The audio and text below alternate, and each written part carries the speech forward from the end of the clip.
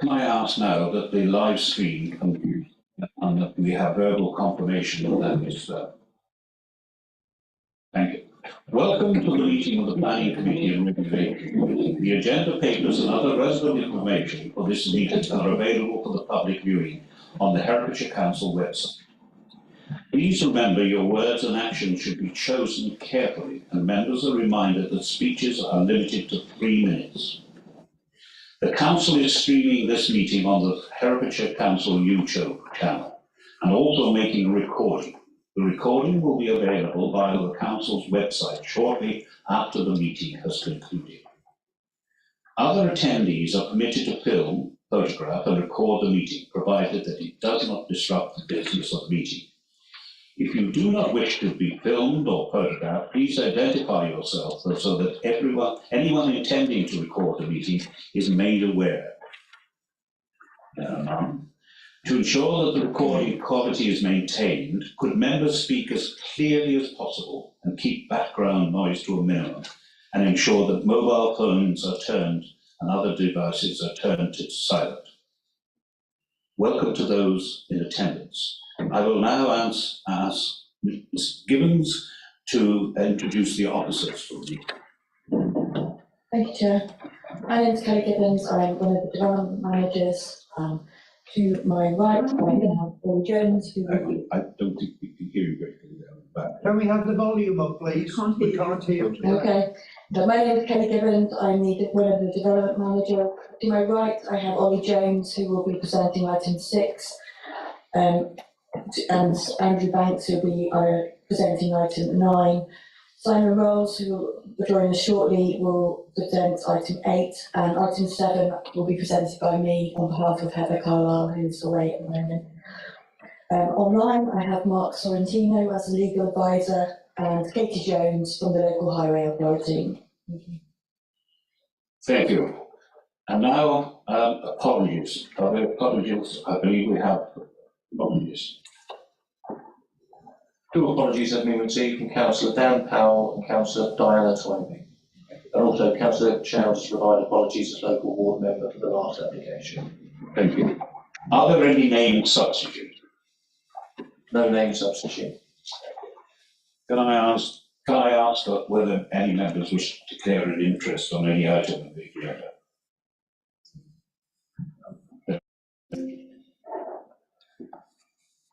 Can I now move on to the minutes of the meeting held on the 26th of July? Are the minutes of the meeting on the 26th of July to be approved? Please can members raise their hands to indicate. Those for? No one against? I was away. That's one abstention. I have no chairman's announcements, so what I will do now is, when we come to the item number 6, the first application, as a local member, I will vacate the chairman and hand over to my esteemed vice chairman, who will conduct the meeting, because I will be sitting as a local member where I will not be voting, I will speak. So there'll be a short interval where we change seats. Thank you. I think I'm all here. All right. I'll sit here. At the back they're saying they can't hear, so just speak out loud. Thank you, Councillor James.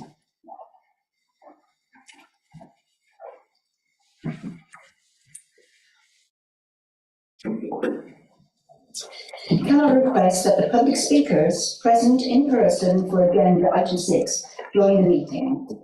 A representative from the council, Mr. Bitten, please, Ms. Rush, local resident, and Mr. Turner, the applicant. Please come forward.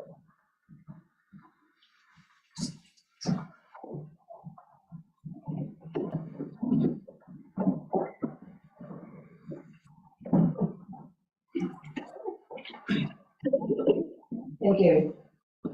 The application before us concerns land adjacent to Spring Cottage, Headbrook, Kington, 2.53DY. Proposed land for residential development and associated work together with public open space and local green space. Officer presentation, please. Thank you very much, Chair. Good morning, members. Thank you for those who visited the site yesterday. So just wait for the slides. Sorry.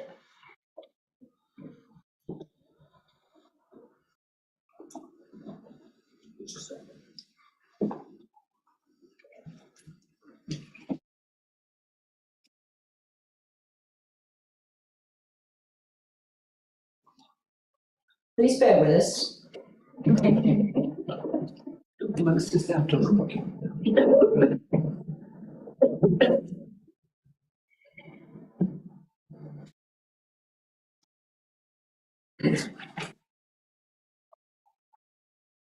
Fabulous, thank you. Start again. Good morning, members. Thank you for those, again, who visited the site yesterday morning. It's useful. It's fact-finding, exercising, contextualising the site and its surroundings. So as the Chair has stated, the application has made an outline with all matters reserved for future consideration for residential development and associated work together with public open space and local green space. Nevertheless, the application is accompanied by illustrative plans which demonstrate how the site could come forward and that a sole means of access taken from Headbrook could be achieved. But first and foremost, I wish to draw members' attention to the committee update sheet. It includes a copy of a representation received after the finalising of the committee report, as well as a response from the applicant and comments made by the applicant's agent with respect to the published committee report before me. And these comments are provided in verbatim for the avoidance of any doubt. Furthermore, last week the Strategic and Neighbourhood Planning Manager confirmed that Herefordshire Council's 5-year housing land supply figure as of April 2023 stands at 6.27 years. Therefore, it is confirmed that the authority maintained a 5-year housing land supply. Moving on, and as set out within the committee report in section 1, members will be aware that the application has previously been considered by the Planning Committee on the 18th of December 2018. Here it was resolved, contrary to the officer's recommendation, to grant planning permission, subject to the completion of the Section 106 agreement. No decision was issued. Therefore, due to the changes in the planning policy context as set out within Section 1 of the report, the application is returned to the Planning Committee today for consideration. So moving properly into the presentation, members will see on the slide the location of the site, which is marked by the red star. Next slide, please. So just show the site in slightly closer detail, etched in red on the plan to the top. The site amounts to 3.83 hectares and has irregularly shaped and is essentially level with a shallow rise up from the River Arrow boundary of the site to where it meets the dwellings which flank the northern side of Hedgebrook. These properties are positioned to the south-east of Kingston's town centre and to the north of Hedgebrook, a key route into the town from the Hedgebrook roundabout, which is the junction of the A44 and the A4111. And you'll see that those properties along Hedgebrook to the south of the site are ranged in a linear fashion set within small, narrow plots. So there's an existing field gate which is located between numbers 45 and 47 Hedgebrook. And despite being made in outline, the configuration of this access is not capable of supporting development, and therefore the application site includes land to the west of 45 for the provision of access, but that will be more set out fully later in the presentation. The site is described as a riverside meadow in Herefordshire Council's landscape character assessment, and again you can see from the aerial imagery on the site, The site has remained free from development as the town has evolved, which is arguably consequential of this landscape type. The next slide, please. So, well, it's slightly chaotic, this plan, but it shows two key things, and that's the application site is clearly marked by the red star, and the Kington conservation area. So you can see the conservation area just to the west of the site, which is the area shaded, and that's the southernmost extent of the Kington conservation area, and takes in development and land around Bridge Street to the west of the site, and it's around 70 metres to the west of the application site. Next slide, please. So again, despite the application being made in outline with all matters reserved for future consideration, the applicant agent has provided an illustrative site master plan, demonstrates how the site could come forward, taking account of the specific constraints of the site and surroundings. So it illustrates how the site could be apportioned for the proposed development as a whole, with residential development and infrastructure provided roughly towards the southwestern corner, and then sort of public open space with footpaths to the northern portion, adjacent to the River Arrow, which is clearly marked along the northern boundary of the site on the illustrative plan. Again, the access is also shown being taken from Headbrook, immediately to the west of number 45. So again, the layout is largely reflective of the fact that a large part of the site falls within flood zones 2 and 3. The plan here overlays contours relating to flood risk, which are a series of coloured lines. The dark blue line demonstrates the 1 in 100 year event, and then just beyond that, the green line demonstrating the 1 in 1,000 year.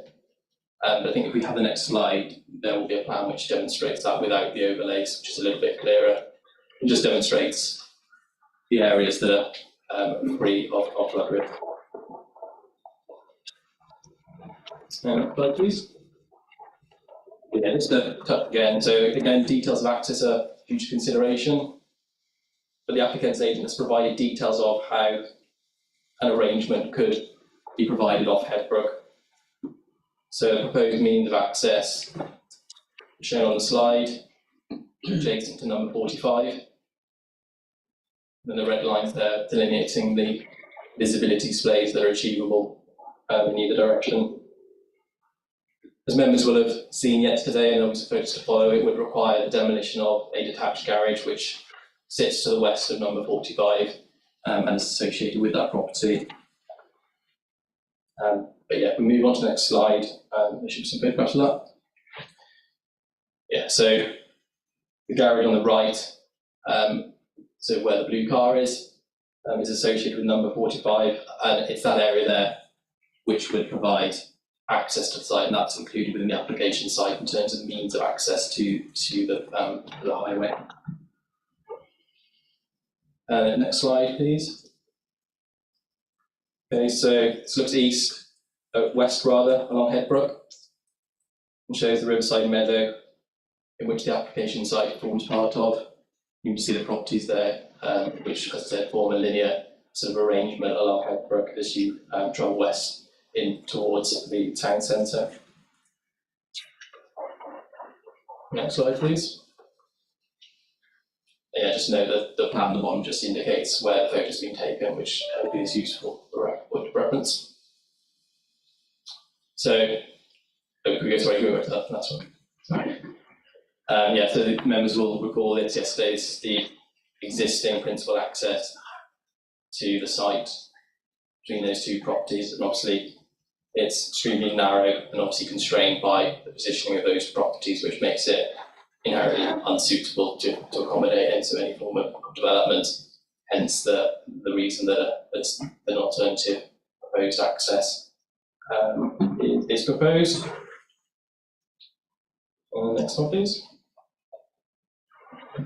Again, looking northwest across the site, picking up on the character of the site as a riverside meadow, the River Arrow flanking the northern boundary of the site, marked by those trees. And then the hedgerow in the very distance forms the western boundary of the site. So, as we've seen from the illustrative plan, and again, it is illustrative development, will be predominantly focused to the left, so to the southern portion of the site, given the flood risk constraints that are touched upon associated with the River Arrow. Next slide, please. Again, quite a wide area taken within the site, and this looks southwest towards the southwestern corner. So the properties along the left-hand side, the southern side, are those along the northern side of Headbrook. Next slide, please.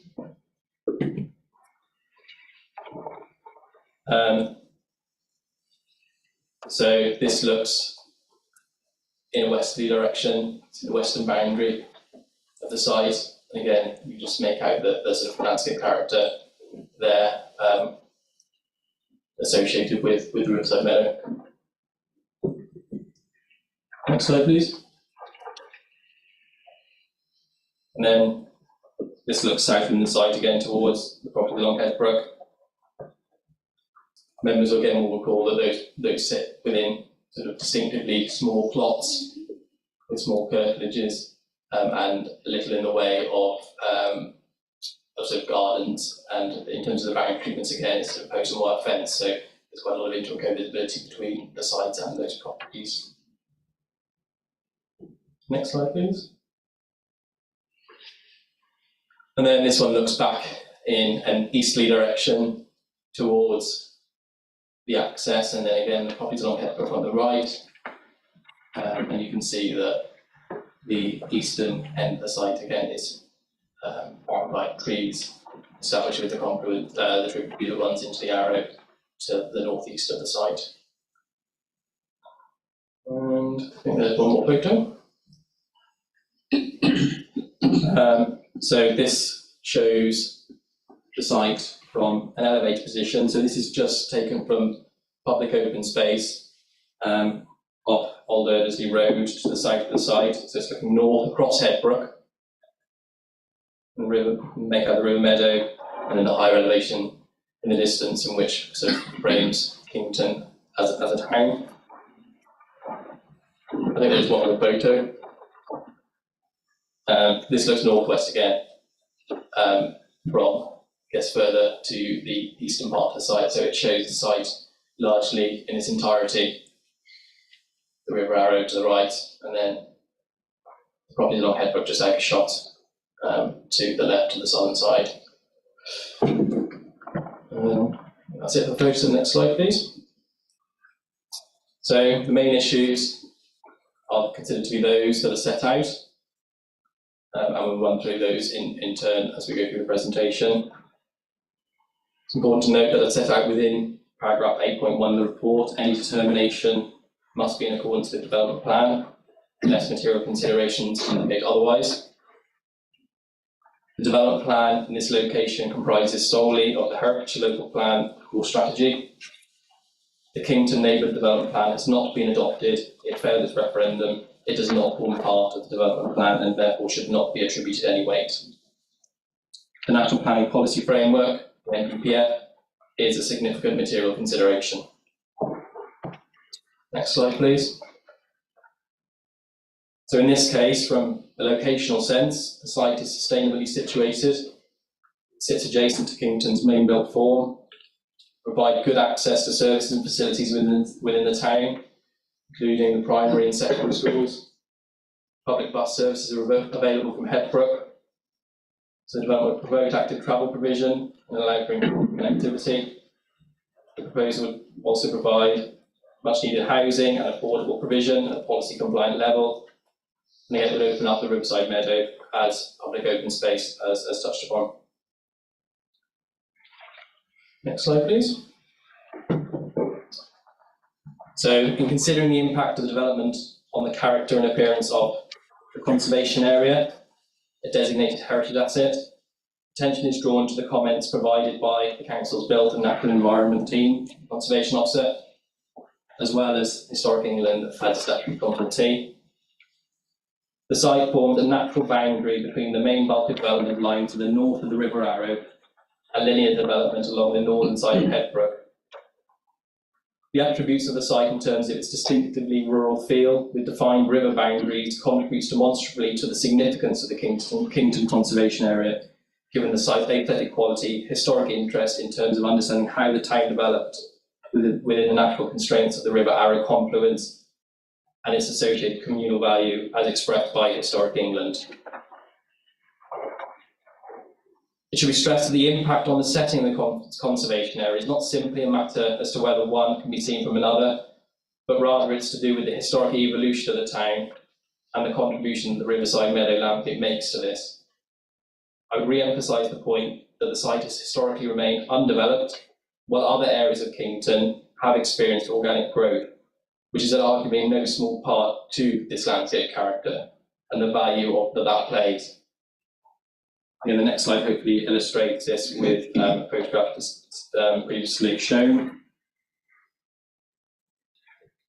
So, whilst the harm to the significance of the conservation area as a heritage asset is considered to be less than substantial as a result of the development of the site, it is clear that when having regard to the comments provided by Historic England and the Council's own specialists, the significant weight should be attributed to these impacts. The proposal would cause harm which renders it contrary to policy LD4 of the core strategy, which are not considered in this case to be outweighed by the public benefits. And the next slide, please. I think it's still on that slide. So following this, as mentioned and linked, the site forms a riverside meadow, a landscape classification as defined within the Herefordshire Council's landscape character assessment. It's a well-defined parcel of land, which in part forms an alluvial floodplain, with the River Arrow to the north flanked by trees. And it's considered that these distinctive characteristics form an attractive setting for Kington, and also serves as a green corridor, which provides a visual link towards the centre of the town, as shown again with the photo on the site. So it's judged that the development of the site would result in significant and permanent loss to this attractive river meadow. The significance of the value of the site has previously been stated by the planning inspector as referenced within the report. Members who visited the site yesterday we pointed that out as to where that is with respect to the site. As stated by the Council's landscape officer in objection to the application, it is considered that development would not contribute towards distinctiveness through depleting the size of this important riverside meadow and the historically and locally valued contribution that it makes to the setting of the town. So with that in mind, the proposal is considered to conflict with policy LD1 of the core strategy and the principles that set out within the National Planning Policy Framework. The next slide, please. So just again to cover access, the application includes a demonstration as to how safe and suitable access to the site could be achieved off Headbrook. The local highway authority have considered the acceptability of the access arrangements, mindful of the amount of on-street parking along Headbrook, and I know that this is a matter which has been raised by a number of objectors locally. The comment provided that appropriate visibility displays can be achieved in both directions, and they raise no objection to the principle of this access, and that's having regard to the expectations and requirements of policy MT1 of the core strategy and the associated principles as set out within the NPPF. But again, the details of the access arrangements would come forward at any forthcoming reserve matters application. Slide, please. So, just to recap with respect to flood risk, part of the site falls within flood zone 2 and 3 as previously set out, and that's associated again with the River Arrow, which forms the northern boundary of the site. The application is accompanied by a flood risk assessment.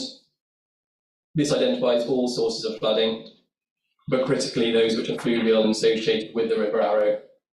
And again, the extent of those are overlaid on the illustrative site plan And they're based on the EA flood map planning, which I know a question was raised yesterday with regards to whether that remained up to date, and I can confirm that as we've consulted with that flood map, and they remain the same and have not been updated since.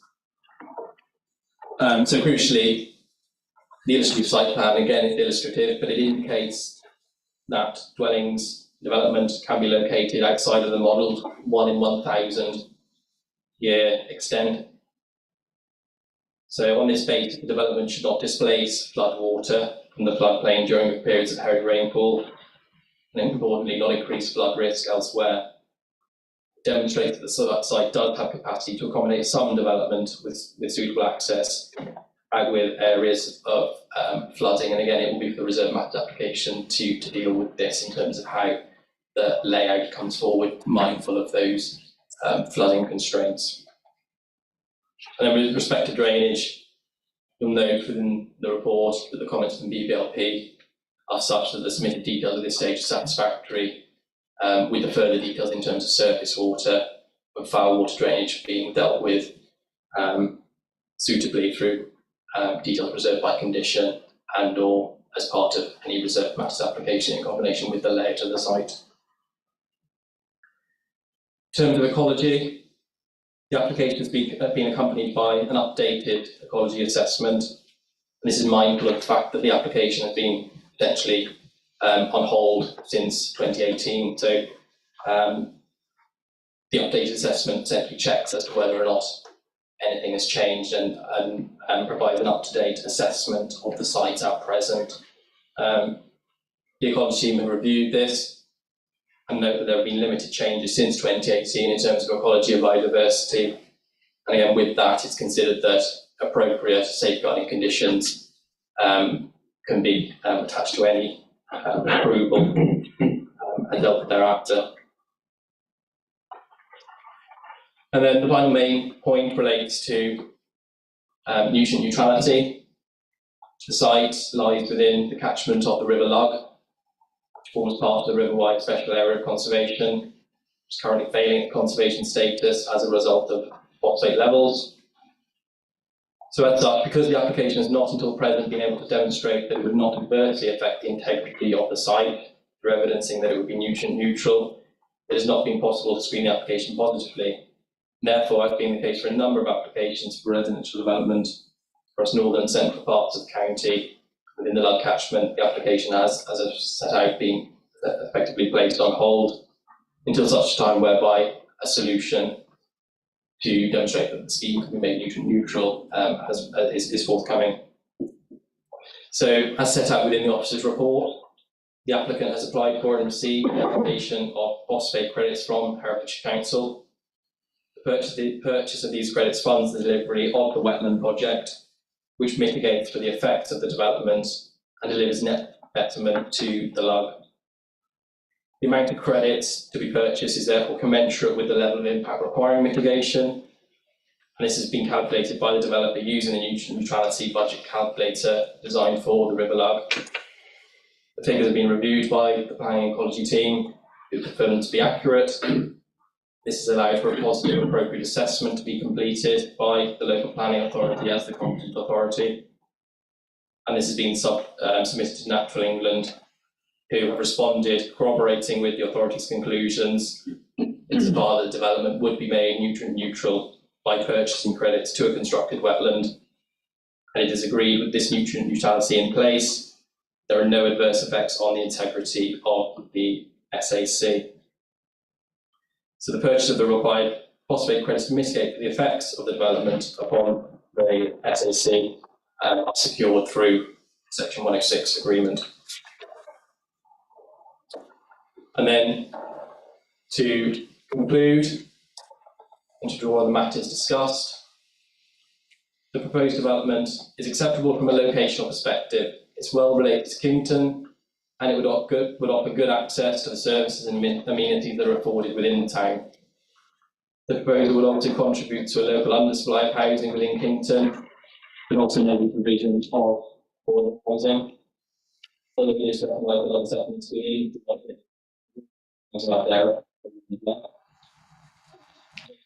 provide space However, it is considered that the proposal would give rise to harm to the significance of the Kington Conservation Area, where it is judged not possible to reconcile the harm with the public benefits accruing from the development. Similarly, the proposal would unacceptably result in harm to the valued, attractive riverside meadow and the significance of such with respect to the assessing of Kington, like allow things to sit buildings. So can demonstrate the value of housing allowance well and consider up to date purposes to sit in national power policy to improve work to up to date. Has been found to solicit demonstrable policy conflict with policies relating to landscape and heritage as contained within the development plan and seeking living support. So taken to around and therefore soliciting to be represented on sustainable development. The applications that are use or assess our report.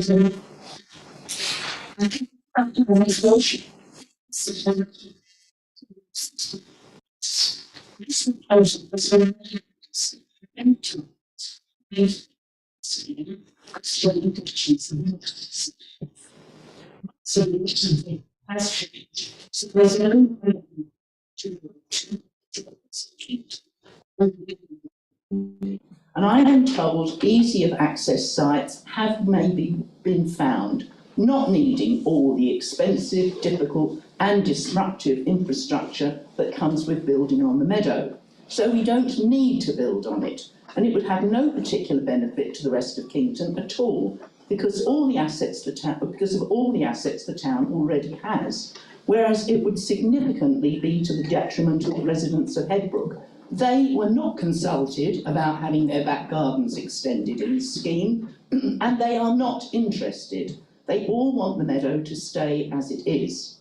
Emphatically, the climate is now in very unpredictable mode, and past records really hardly apply. Building on the floodplain would be very irresponsible. And please note that some of the houses in Headbrook are 2 feet below the water table and have already experienced flooding. Kington's water table is very uneven. For recreation, play and exercise, which are mentioned in the meadow plan, we already have Kington Park with play and natural landscaping, and the same at Crooked Well, which in addition has a river walk. We have the recreation ground with exercise facilities for adults and children, riverside walks, as well as space for events, a cricket ground and a pavilion. We have a football ground, a bowling green, and the famous Hergest Croft Gardens. Surely this is enough for a small town like Kington. And remember, it's Kington, the centre for walking. The meadow is an important green wildlife corridor, identified as such, particularly for biodiversity, which will be threatened by the proposal. It is an essential part of Kington's character, made clear by Historic England's very detailed report. The meadow is next to the conservation area and perhaps should be a part of it. But once building is allowed to go on the proposed section, the rest of it will surely inevitably go, so losing yet more of Kington's identity, and this cannot be reversed. Finally, the meadow is the last peaceful and precious place left in Kington where animals graze, nature can thrive, and people and dogs do not go. It is an almost mystical atmosphere, quite unlike an ordinary arable field. It is historic, important, and we should be proud to preserve it just as it is, to protect it for future generations. Thank you, Ms. Rush. Can I call now, please, Mr. Turner, please? I am Martin Turner, the applicant. I've lived in Kington all my life, and with my family run Kington's oldest business, established in 1801. I started this process in 2008 in response to the call for site and the Tamar report, which identified this land as being suitable for development. I must tell you that it's surprising to be here again before this committee with the application that you approved overwhelmingly in December 2018 by 11 votes to 1. On 5th of August 2022, we were told by Kelly Gibbons when invited to purchase phosphate credits, whilst this process is happening, officers will progress with the Section 106 agreement. Officers will also review your application to ensure that the proposal remains policy compliant and that the officer recommendation is likely to be of approval. In October last year and repeated since, they have said a return to committee is considered to be unlikely. And since then, the planning officers and the legal department have been blaming the delay on each other. The officer's refusal recommendation states that the local planning authority does not consider that there are other public benefits, and the local planning authority does not consider that the proposal represents a sustainable form of development. But the local planning authority did consider this clearly when approving the scheme in 2018.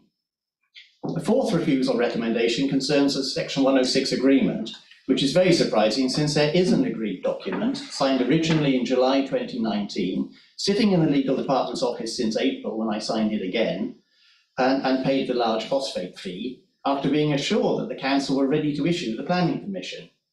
We were then told that the council cannot proceed as the position regarding the housing supply had changed, even though that had not influenced the decision, as the audio copy of the meeting shows.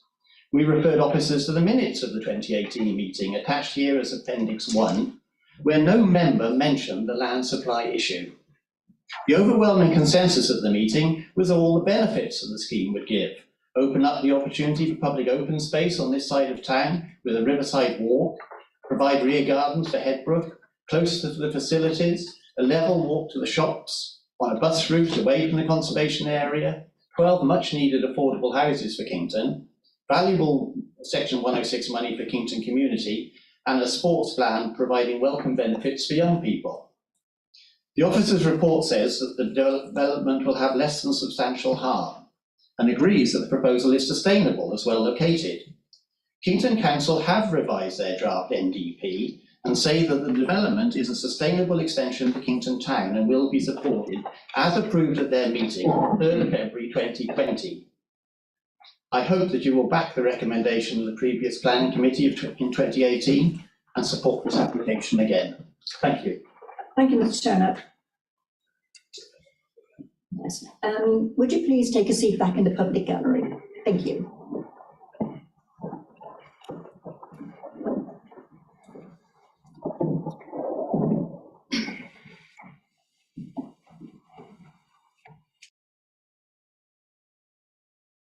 I will now ask the ward member, Councillor Terry James, to speak, please. Thank you, Chairman. I shall not use the time allocated to me because I think most of the issues have been covered in the presentation and the representation that's taking place. I'm very concerned about this. I've expressed my deep concern about this. In 2018, we had a meeting which we considered. Excuse me, we can't hear you at all here. Thank you. In 2018, we had this matter before the planning committee. It was considered, we had a site visit and one or two members of the committee were there at the original site meeting in 2018. And yet it has come back, having made that decision, it was interrupted by the hot plate issue, to the commission. But the only thing that has changed as far as policy is concerned, of serious concern, is the fact that we have now met our housing supply. But Kington hasn't reached any level. The only major planning application that has been approved in the last 5 or 6 years, other than one of which is a ongoing approval, which is I think about 20 years old, for 10 houses, is 5 rather large executive homes. Kington is a working town. I was swaying both ways of the original planning committee meeting, and I can understand the concern. But Kington had the difficulty of finding sites. It is in a hollow. It is resisted by planners, has been resisted over the years, to build outside that area and on the slopes around Kington. And we are left with the constraint of trying to find appropriate sites. The local plan was rejected by the electors of Kington in the past. And of course, now we're back to looking at new sites. But the problem is, this was decided in 2018. Many people didn't like it. A lot of people did. What are we going to do? It is outside the floodplain. It is sustainable as far as access is concerned to local residents. Kington is a working town, and the only conflict we have, probably in Kington, is the difference between the people who come, as it were, to retire in the status quo, and the working people of Kington. And no housing is now being added to the supply for working people in Kington that is within reach of being affordable. I have to say that I don't think there is such a thing as an affordable house today, but most of the development that's taking place is unaffordable to the residents of Kington. There is some supply within this particular representation. The fact that when we do get an application, it's for 2, 1, or 5 houses, which then tend to be out of the reach of local working people. Kington's a working town. Main employer is the quarry, and self-employed builders and various other people. I was reluctant, and I didn't need to supply it because the local member doesn't have a vote at the last time. But I'm worried about this. If it goes to appeal, I think we put ourselves in an impossible position to defend this, having made a democratic decision, which wasn't the recommendation of the officers, but that's why we have a planning committee. And to overturn a planning decision with very little change, other than the housing supply, which Keaton does not reach any target as far as the number of houses is concerned, will leave us in an appalling situation. Anyway, I'll leave it to the debate to come back at the end of the debate. Thank you, Chair. Thank you, Councillor James. We'll now move forward to a debate, please. Who would like to speak first? Councillor Andrews, please. Thank you, Chair. I wonder if we could have clarification of the legal position which has been briefly mentioned. Since it's already had a planning acceptance, what happens if we refuse it of this committee? Perhaps a lawyer could clarify the situation for us, please. Thank you. She coming forward. Sorry, could you just repeat that? I missed the I missed that, please. Thank you. Because this application has already been approved back in 2018 and it is now being recommended for refusal, could we have a clarification of the legal position if we refuse it now when it has already once been recommended for approval? Yeah, there was a resolution for approval, but no decision notice was issued previously. So in terms of the legal position, there is no essentially it is the planning policy context has changed. It's been deemed appropriate to be reverted to the committee for reconsideration, and on that basis the committee does have the standing to reconsider however it deems appropriate in light of the new planning policy context. As far as I can see, and as far as I'm aware, there is no sort of legally binding precedent or anything else that is hamstringing, if you like, the committee at this stage. Thank you. Thank you, Mark. Councillor Simmons? Apologies, but my speaker isn't I working. told you lightly tap it. Tried lightly, I've tried hard, I've tried everything. Please, Chair. Mine didn't do that. Try mine, it's really working. Is that better now that I've turned mine off? There. There we go, that's working. Thank you very much, Chair. There's a couple of things. Could I first of all clarify, we've heard from the ward member that there is no other housing supply available in Kington. Can the planner confirm as to whether they have any pre-app or any existing applications in for anywhere else in Kington? Thank you, Councillor.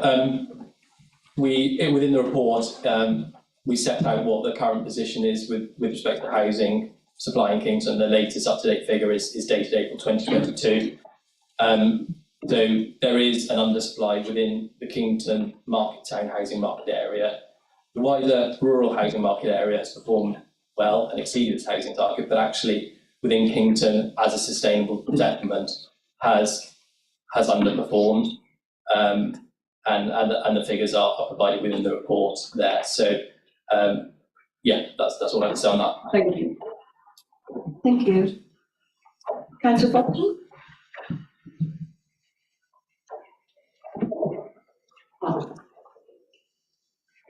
Thank you, Chair.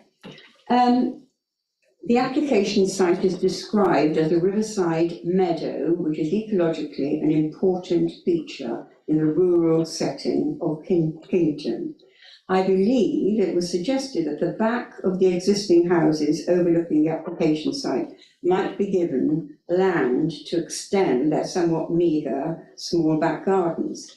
I think a rather meagre offering for the potential disruption of a building site at their back door, which could go on for many, many months. Now, do we preserve a Riverside Meadow, or do we approve of a housing development? It's a bit of a conundrum.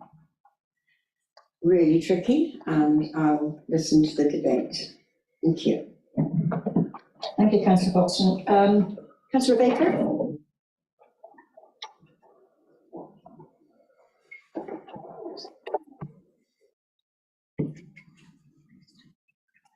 Thank you, Madam Chairperson. I found this very, very interesting when I read the report last week and it landed on my computer. When I looked at the date of the original application, 18th of December 18, I thought, well, I sat on that committee back then, and lo and behold, we found my original notes, which I was quite surprised about. Nothing seems to have changed since then. The notes I've made this morning seem to reflect the notes I made 6 years ago. But it is fairly clear from the officer's report, and I should commend Mr. Jones for his very detailed and professional report, and I thank him for that. But there appears to be no risk of flooding to the actual application site, which is at the southwest side of this meadow. And it should be said, I think, that the meadow, as far as I could gather yesterday, is not actually available to the public for use. Whereas if there is a development there, then the rest of the meadow that's left over will be available. So I think there's a win-win for everybody. There's good visibility displayed when you exit the site. The road is fairly straight on both sides, east and west. I have a lot of sympathy for the residents currently living at Headbrook who will overlook this site. But of course, that will be what they view from their back windows will depend on the quality of the buildings and the architectural abilities of the people making the designs. And finally, I think we'd be unlikely to find a more suitable site for development in Kington than other than this place. As I mentioned in 2018, I'd vote for approval, and I continue to make that recommendation today. Thank you. Thank you, councillor Baker. Councillor Thomas, do you wish to? Thank you. It's pretty obvious from this that, well, it looks pretty obvious that to the, or will do to the outside person, that the planners failed the last time on their refusal. And they're really coming back for a second bite and hoping to get refusal again. It doesn't look good. I think, I totally agree, I do know Kington a little bit, or people in Kington, but I do know that there is a heck of a shortage of houses suitable for local people. So many times, and we are getting stuff coming before us now, where the local people that have been there many years, people that haven't got a huge amount of money, are totally not catered for at all in so many plans that we see. I think we should go with this plan. It's above the flood line, we're short of that. I don't see, as an ex-farmer, that's not exactly prime land. It's only suitable for cattle grazing. Couldn't put sheep on it because of the river. And as stated, it will have a public area, which you haven't got now. It's private field now, and I don't suppose the tenants or landlord of it really want dogs over it, whereas you will have that in future. So I will totally support this application and ask for the proposal to be reviewed. Refused. Thank you. Refused. Thank you, councillor. We have councillor Simmons, please. Thank you, Chair. I really appreciate and understand the frustration that the applicant has had due to the delays on this. And I am very conscious of the need for affordable housing within Kington.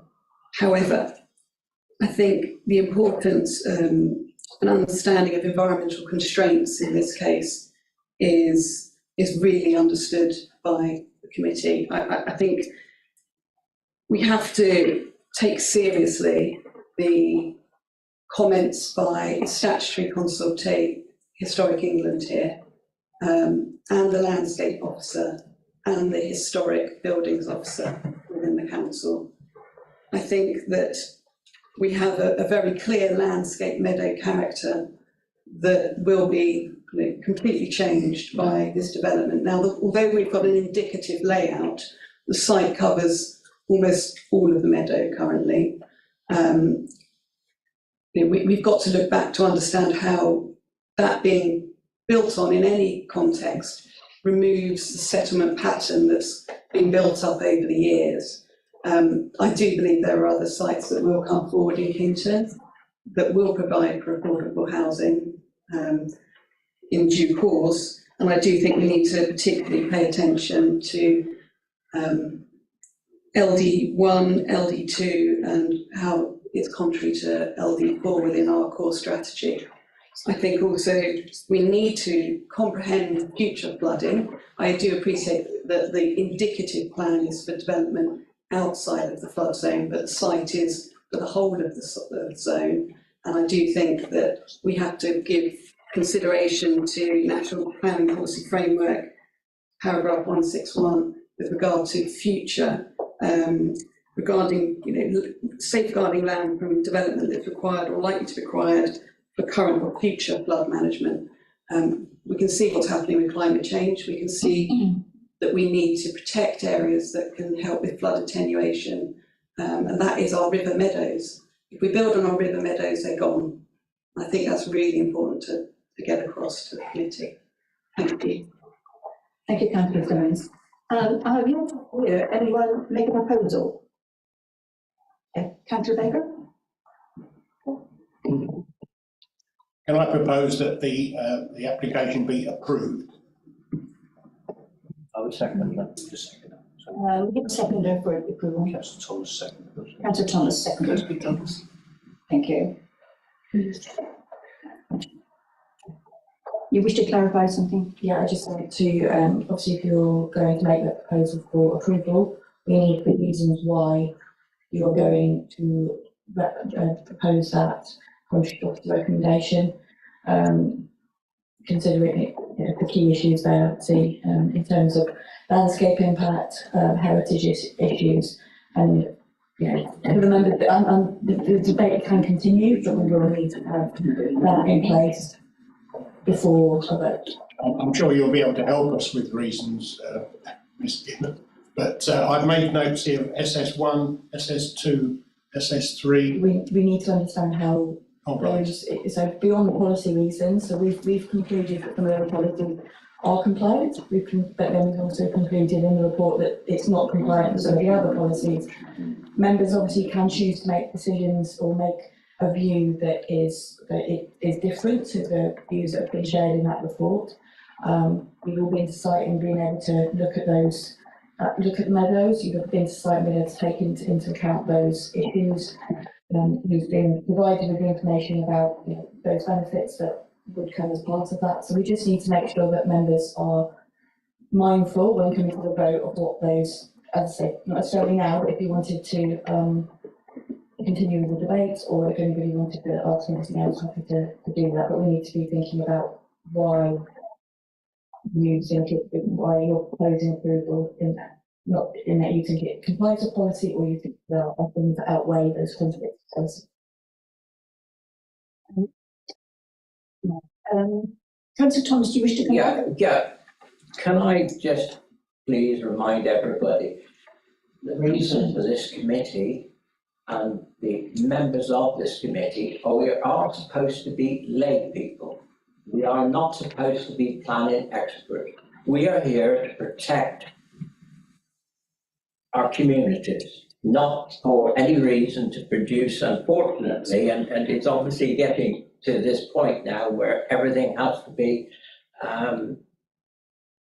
MT whatever, S1 or whatever. But the point is that we are the lay people. It is up to you as officers to produce the actual things. But I totally disagree with, unfortunately, very rarely, but I'm disagreeing with my colleague, it's above the floodplain, it's above the 1,000-year. We've heard from local people that they've never known that side of the field flood. So the flood risk, that's where this area is, shall I say. So the flood risk is a no-no. Conservation, well, it's presently grazed by cattle. As an ex-farmer, I don't think that that is what I call conservation. Maintaining a lovely field there, but nobody can use it. If we allow this application, you're going to get, by the look of the sort of site, something like at least 1.5 hectares, which is for public use, which we haven't got now. So again, this, I think, debunks some of the so-called experts that have been looked at it. So I think we've got to remember that, you know, we are lay people. We're not supposed to be able to produce A, B, C, and D. Okay. Thank you, Councillor Thomas. Can you just clarify? Yes. So we don't have, there's no objection on flooding grounds, we're not maintaining that there is, so, you know, I don't want to add that into the mix really. And likewise, the Riverside Meadow being open to the public has been identified as a potential benefit of this scheme. What I appreciate that, you know, we're not expecting you to do that analysis. Professionally, we've given you our opinion, and members therefore can look at those key issues. Ollie outlined what those key issues were on his presentation. So, you know, if there's, and the two key ones for us is that there was a conflict about landscape character and a conflict about heritage. And again, when you're looking at those things in the round along with the benefits, that's something you can do, but we just need to understand clearly why members would disagree with the comment, the regional professional officer's opinions. I'm not expecting necessarily policies, but if you can give us the key reasons why and what you disagree with, then as officers, I can say, well, that would be policy LD1 or that would be policy LD4. But we would need to understand why you're taking a different opinion to what is recommended before you, and that's for members to debate and come to that conclusion. Debate the merits of the scheme. Councillor Stone.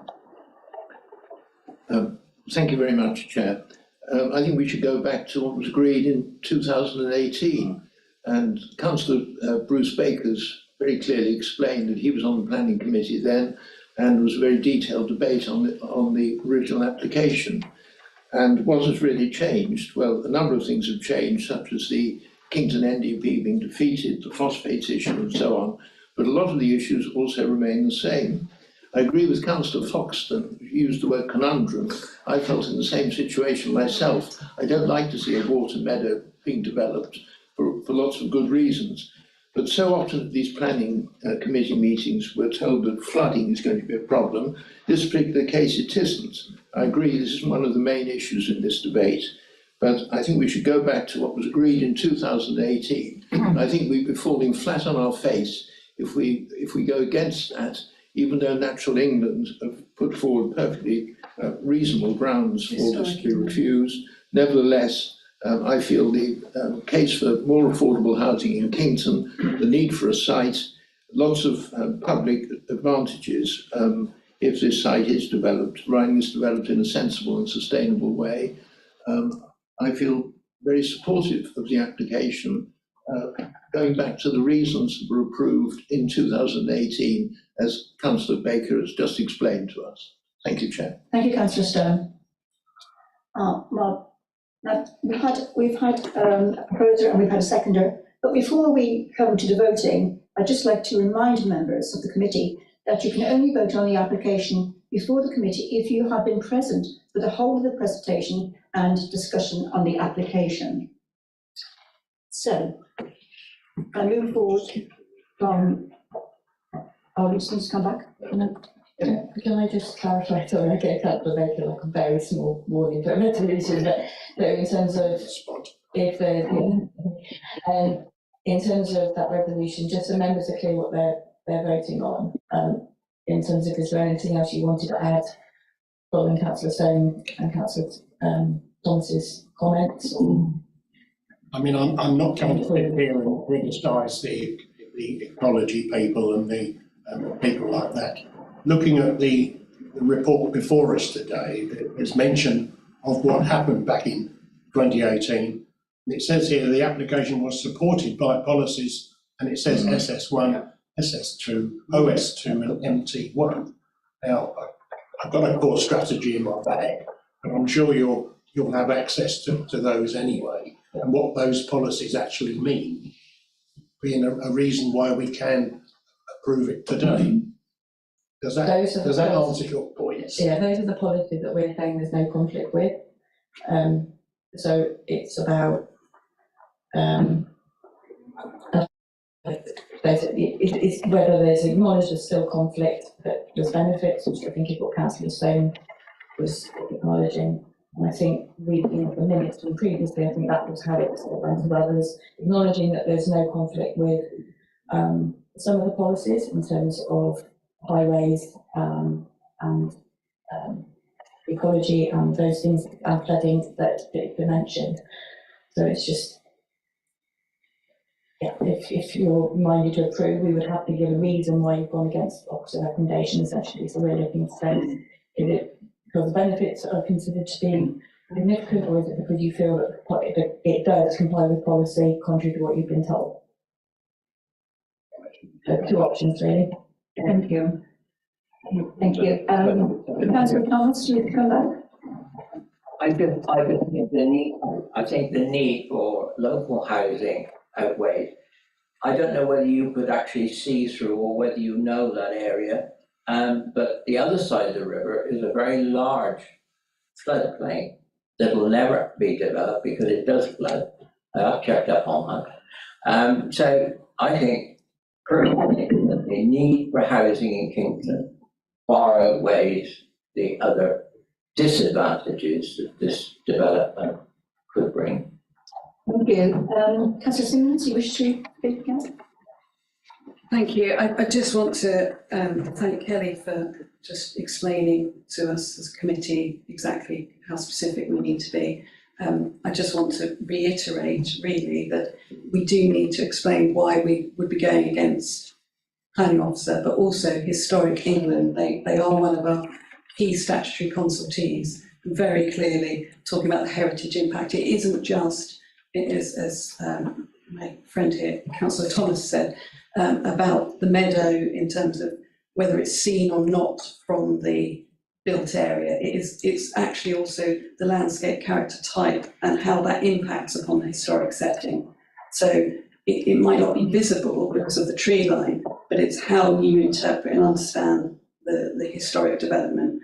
And I think by building on this, it's irrevocable. We will be completely changing that landscape character type. We will also then be changing the historic setting and the reading of that area. And I think that's something that really clearly needs to be said. Thank you.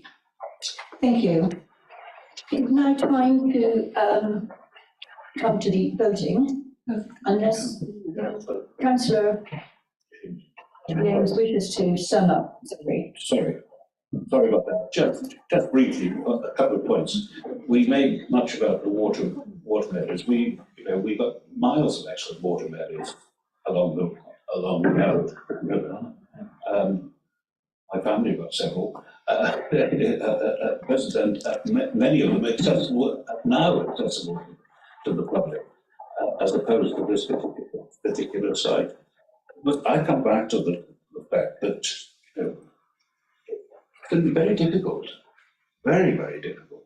And I'm very concerned about this. If we set a precedent that we can overturn decisions made by this committee subsequently, we could be ending up endlessly. Every change of council will end up with reviewing the planning applications that were considered at the previous council. So I do caution against this. And it's quite clear that the reasons that you can give and were given, that the benefits outweigh the disbenefits of this particular application. I mean, I I'm not happy about it, but, we found ourselves in the position where a decision was made then, which I was rather ambivalent about at the time, but that decision has been made. And, if we sit here, if councillors sit here and their decisions are flouted, basically, ultimately, then what's the point of us being councillors? Thank you, Chair. Thank you. You wish to come back? Just very briefly, I think just to clarify that point, there are some applications that have been sitting in that prostrate queue for 5 years. We had to make a decision, or we were given advice to reconsult on those applications, which we are doing on every single one before a decision is made. And we need to take into account before making a decision whether or not there's been a change or whether any new material issues have been raised. Because this was a committee resolution, we couldn't make that assessment ourselves as officers because we didn't have it. It wasn't a resolution. It was passed back to officers to deal with. So the only way that we could make a legally sound decision was to bring it back to committee today. So that's the decision we've made today. Obviously, you'll make that decision. But we didn't have a way to consider those issues under our scheme of delegation because it had been to committee before. You will be seeing a few of these. There's a couple more to come back, I'm afraid, but some won't need to, some do. It will depend on the outcome of their reconsultations and an assessment of what's happened in between. It's an unusual circumstance. I've been here way too long and I've probably known it once or twice ever before. So it's just an explanation as to why it's come back and, why it's before you to make that decision, okay?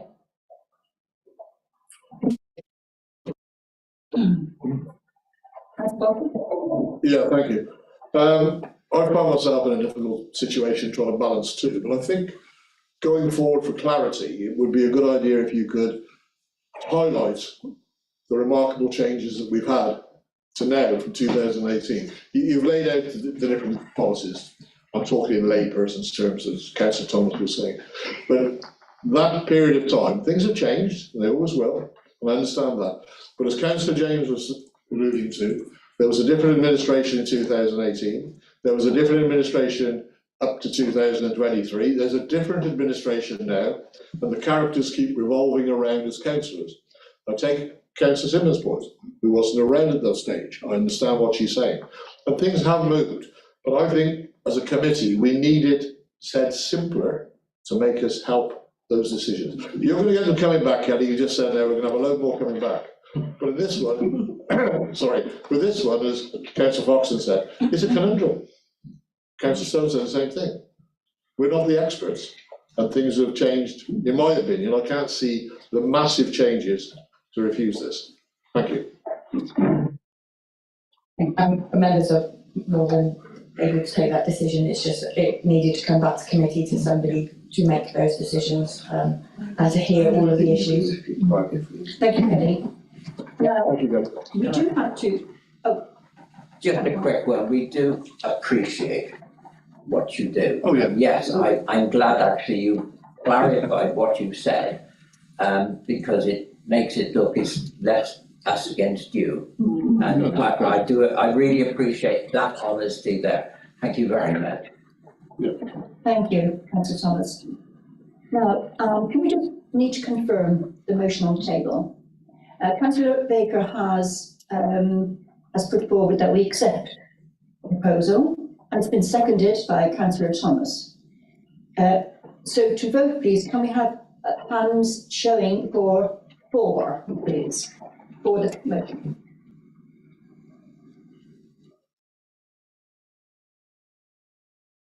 That's 10. Against? Abstentions? No abstentions. No abstentions. Thank you.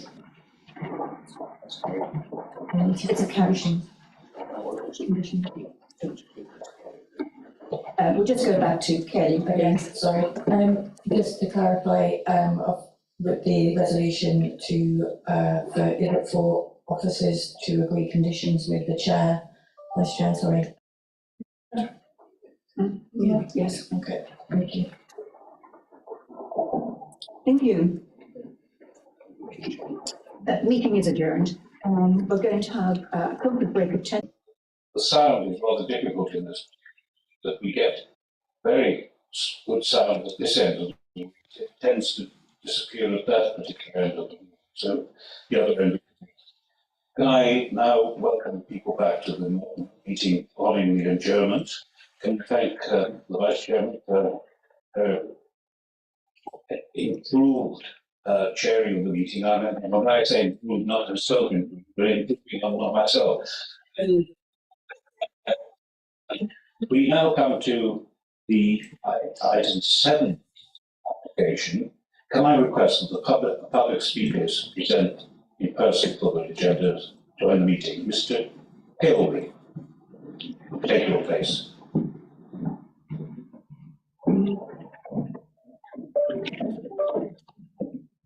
Thank you, Mr. Cook. Good morning, and I welcome you to the meeting and will call you to speak following the presentation by the officers. The application before us concerns land at Ashley Farm, Grafton Court Close, Grafton, Hereford, Herefordshire. Outline from our permission for proposed mixed-use development to provide community hub and recreational facilities, including a 3G pitch, car park and access roads, change of use of land from agricultural to allotments and productive gardens, new buildings to provide changing facilities, classrooms, equipment storage, and polytunnels, a cafe and kitchen. Can I now ask the officer, it's Mr. Banks, I believe, who's standing up in the... No, that's you. Yes. I mean, permit Ms. Collard. Thank you, Chair.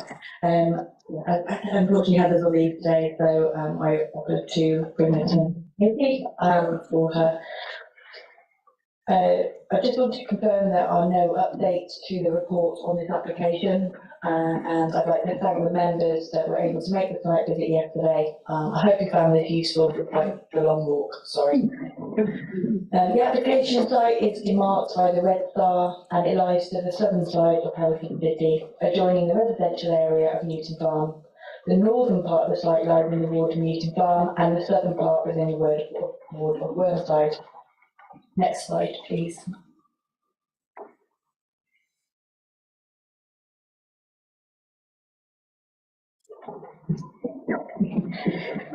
As shown on the slide, and as noticed from yesterday, there are residential areas that lie to the north, as well as the residential properties along Grafton Lane to the east, and Maryhill Lane and Hamer Lane to the west. There are 4 listed buildings nearby, and these are shown by the blue triangles on the aerial photograph at the bottom of the slide. The northern part of the site is an area that's already used for recreation and football provision, while the southern section is used primarily for agricultural purposes. Next slide, please. The application seeks outline planning permission for proposed mixed-use development to provide a community hub with enhanced recreation facilities that include a 3G pitch, car park and access roads, a change of use from agricultural to allotment and productive gardens, new buildings to provide changing facilities, classrooms and equipment storage, polytunnels, cafe and kitchen. During the course of the application, the matter of layout was removed from the application to address some concerns. So this application before you is currently seeking agreement to the principle of the development and to matters of access only.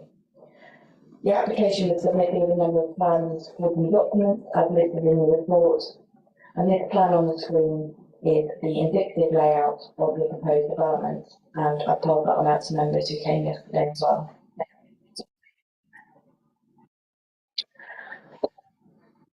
Should outline planning permission be granted, there are 4 other matters that are reserved for future consideration. These are listed in the report and on the slide there before you. But these are appearance, landscaping, layout and scale. And this will essentially allow further consideration of the detail of the schemes, such as the design of the buildings, the size of the artificial grass pitch. And these submissions will also need to take into account comments made by consultees at outline stage, such as those from Sport England, Environmental Health and Landscape. And these comments are found in the report. Officers are satisfied that a reserve matter scheme will be able to deal with those issues. Next slide, please. Turning to matter of access. Vehicle access to the site is from the north via Burnham Williams Close, as shown by the yellow arrow on the slide. The photographs at the top show the access from within the site looking out into Burnham Williams Close. Below those, the photographs look back towards the site and away from the site. And the bottom left shows the car park that you enter from the access where we parked yesterday. Thank you. Next slide, please.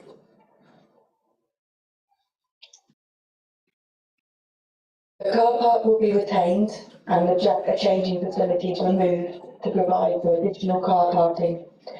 Access into the wider site will be from the east of the car park as shown on the top plan. And members may recall that around the perimeter of the site is a foot and cycle path. This is known as Shaw's Path, and you can see this on the aerial photograph at the bottom right.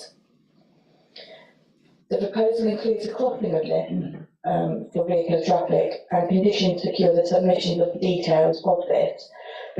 The suggested details are shown on the plan at the bottom left, and again I handed that plan out to members yesterday so they have an idea of that. I will confirm that the highway officer has raised no objection subject to condition. Next slide, please. Pedestrian and cycle connectivity to the site from the surrounding area is also considered to be good. Existing footways and cycleways within the site connect to the wider network of paths, including the Great Western Way to the northeast, shown by the blue line in the top right plan. This leads into town and into the wider area. Other public right of way are shown in pink, again, providing good connectivity in the area. Connectivity also extends south onto the National Cycleway route, and the plans show extensions of these paths within the site in places, primarily to provide access to the southern part of the site with the growing local parking application. To encourage cycling, conditions require submission of details in respect to secure and covered cycle parking to serve the various uses. Next slide, please. The site has, as you have seen yesterday, two quite distinct areas. The northern element is shown in the photograph below, and this will host the football pitches and artificial grass pit, as well as the building for communal uses in the central position. And the photograph on the slide there show that area. Next slide, please. The site to the south is more agricultural in nature, and the photographs attached to the top are taken from the position of the blue arrow, looking into the part of the site.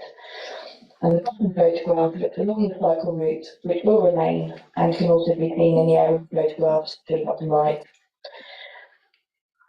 As the report concludes, while there are some local objections relating to the proposal, there is general support from consultees and significant health and social wellbeing benefits that will result from the scheme. The scheme is considered to accord with the relevant policies of the development plan and represents sustainable development, and it is recommended that planning permission be granted, subject to the conditions set out in the report. Thank you. Thank you. Now I'll invite Mr. Kilby to make his presentation. You have 3 minutes. Thank you. Thank you, Chair. Thank you, Committee, for the opportunity to speak. The South Side project is one of 14 schemes in Hereford which are included in the government's Stronger Towns Fund initiative. It's a collaboration between 3 partners, Belmont Wanderers, Growing Local and Enmont. It's a community-led initiative, and each of the stakeholder partners are heavily invested in supporting positive outcomes for Hereford. Growing Local works under a mandate of connecting people with food and connecting people with the land. It's a community interest company established in 2009, and it encourages and educates communities to grow and eat local food, and will deliver this through a market garden on the land. Belmont Wanderers was formed in 2010 and uses the existing grass pitches at the site to support a growing programme of youth football teams. It now has 32 teams and 500 players, making it the largest youth club in the county. The proposal seeks to enhance the existing facilities with the provision of the 3G pitch and changing facilities within the proposed community hub building. NMITES, as you are aware, is Hereford University, which has a vocational focus and a mission to produce creative and world-conscious engineers, and it will utilise part of the proposed community hub for educational purposes. The applicants have obtained pre-application planning advice from the council, and the advice confirmed the application should be supported by a number of investigative surveys and reports which have been submitted in support of the scheme. The illustrative master plan layout which accompanies the application explains how the site could be developed, and the scheme has been subject to a programme of stakeholder engagement prior to submission. There are no significant objections from technical consultees in relation to the application, and additional information has been supplied to the council while the application is under consideration, and that includes a road safety audit. Of the public representations, 7 support and 5 object or raise concerns. Some of these concerns are technical matters such as highways, drainage or noise, all of which can be addressed through the submission of the reserved matters stage. But notwithstanding this, the supporting report submitted with the application illustrates that these issues are capable of resolution. Your officer report also confirmed the requirement for planning decisions to be taken in accordance with the development plan and material considerations. And at paragraph 6.4 and 6.9 of the report, it confirms there is policy support and principle for the project.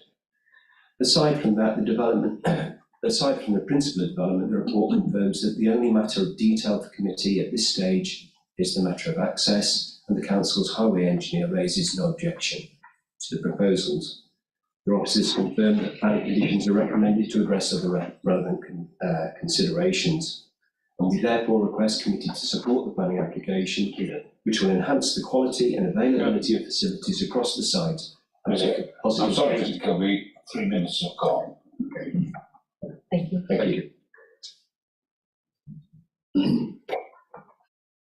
If you could take your seat back in the public gallery.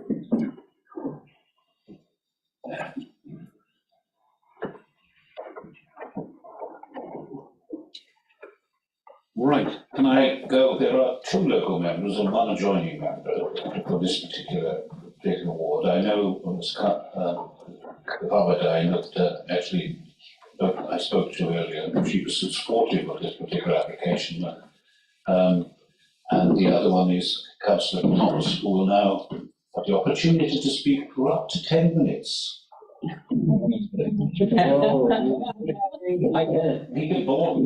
I can assure the members of this committee that I will not be speaking for 10 minutes.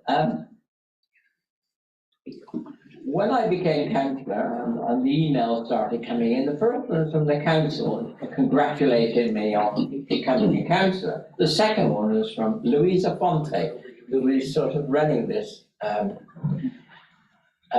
project, or at least grow side of the project, invited me to go and have a look.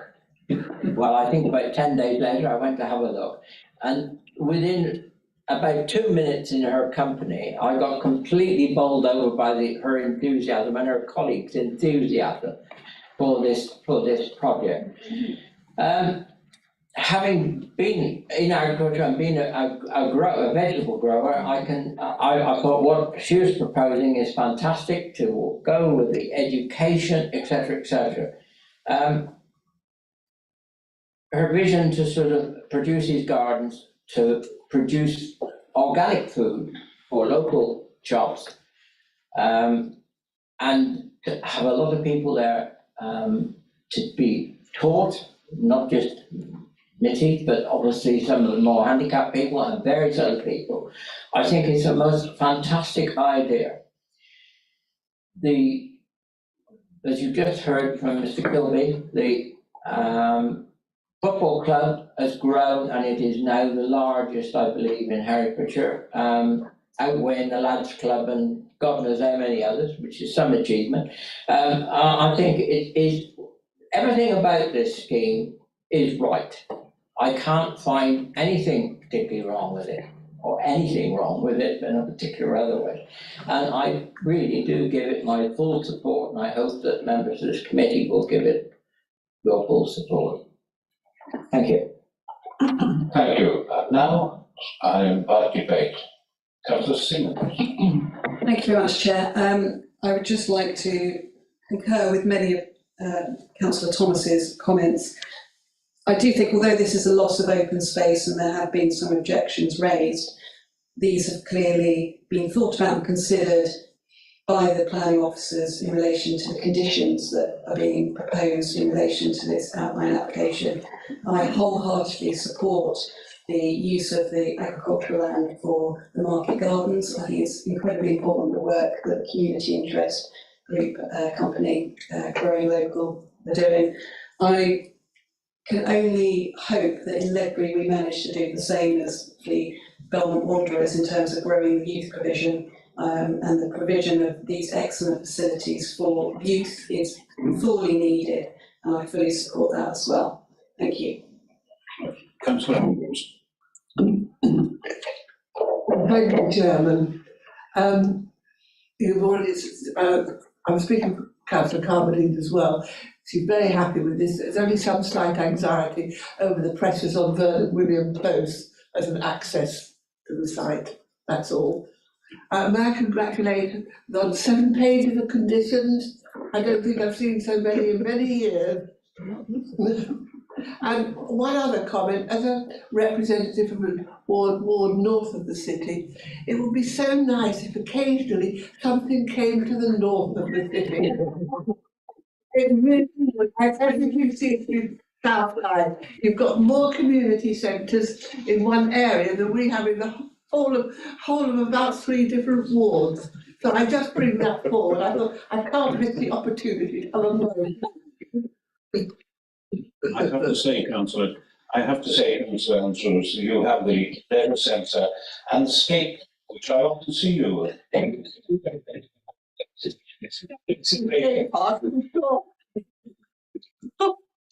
you, Chairman. I was unaware of this site up until yesterday. I was invited to the site visit. Sat-nav took me there eventually. I got out of the car and I actually took a step back. Because I didn't realise what a jewel in the crown that is. That huge great green site. And we were in the middle of the school holidays, so there wasn't a soul. There were 2 dog walkers, and that's it. Who were all the children? I suppose they're out playing in the street. Yeah. But anyway, this at all. I mean, what fantastic use of this green space that currently is fiercely underused. But as Councillor Andrews alluded to, coming in through Vernon Williams Close. Who was Vernon Williams? Some local dignitary. But anyway, but that was it, and it's a very narrow little run through a housing estate. I just wonder, I feel a bit sorry for the people who are going to who live there with all these extra vehicles that could be coming in. But there we are, it's progress, I suppose. But I've got no problems with this at all, and I'm not going to recommend approval because I'll get put on the spot. But it's very easy to get the officer's recommendation, but not you don't have to recommend approval.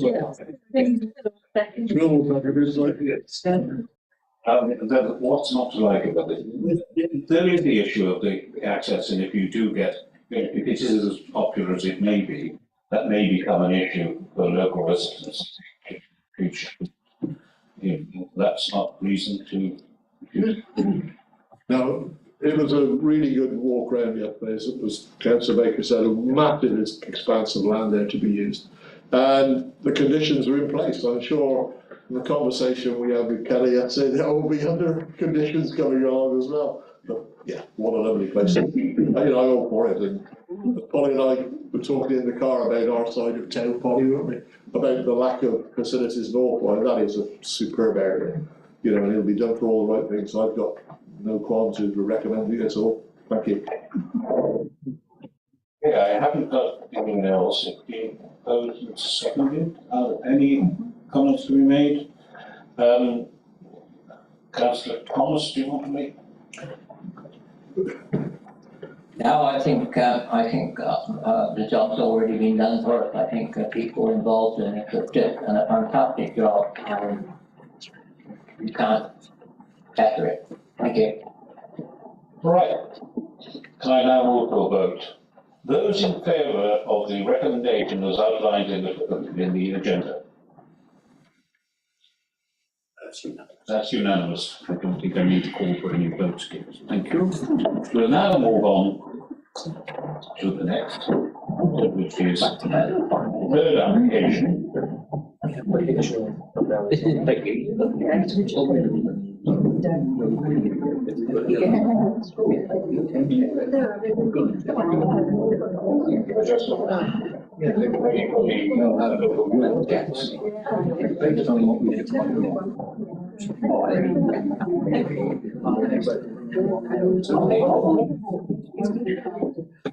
Can you put that on?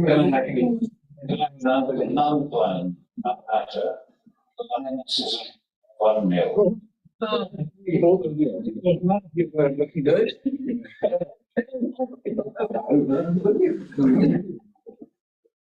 I know. If I recall, Vernon was a footballer. I think you're right. Yeah, He was. okay. That's it. So you were. Yeah. We now move on to, can I request the public speakers in person for agenda item 8 join the meeting? Mr. Chaplin? Mr. Chaplin. No, Mr. Chaplin's not coming. Ms. Wall and Mr. Priest, if you could take your place in the public participation, please.